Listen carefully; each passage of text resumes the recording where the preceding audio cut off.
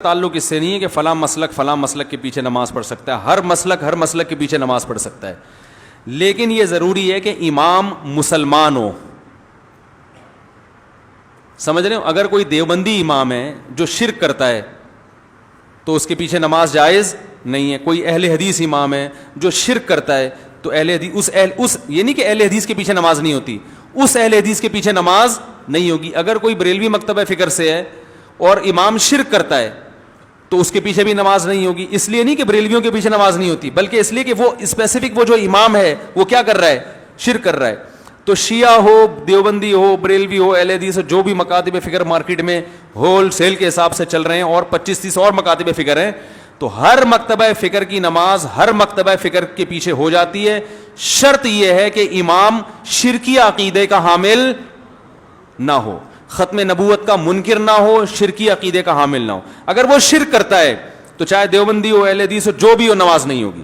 اب شرک کی ڈیفینیشن کیا ہے, وہ بھی ڈیفینیشن اللہ اس کے رسول نے بیان کر دی ہے.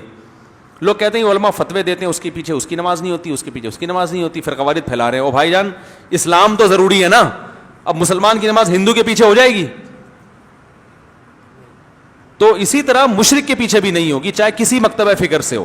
اور مشرک میں سب سے بڑا شرک کیا ہے, غیر اللہ کو مدد کے لیے پکارنا اسباب سے ہٹ کے. سمجھ رہے ہو؟ تو اللہ کے ساتھ کسی بت کو شریک کریں یا پیغمبر کو شریک کریں پکارنے میں, یا ولی اللہ کو شریک کریں, وہ سارے شرک اللہ کی نظر میں برابر ہیں. سمجھ رہے ہیں؟ تو شرک کی جو ڈیفینیشن ہے اس پر میں ڈیٹیل میں بیان کر چکا ہوں کہ غیر اللہ کو پکارنا, کون سی پکار حلال ہے اور کون سی پکار شرک ہے, اس پر میں پوری ڈیٹیل سے بیان کر چکا ہوں.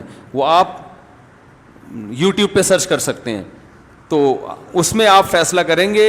تو اگر آپ کا خیال یہ کہ امام جو ہے وہ یا رسول اللہ مدد کہتا ہے, اور مدد سے مراد بھی اس کی یہ ہے کہ نبی صلی اللہ علیہ وسلم کو اللہ نے کلی اختیارات دیے, جب چاہیں میری مدد جہاں سے بھی بیٹھ کے کر سکتے ہیں, تو یہ تو پھر کھلا شرک ہے نا.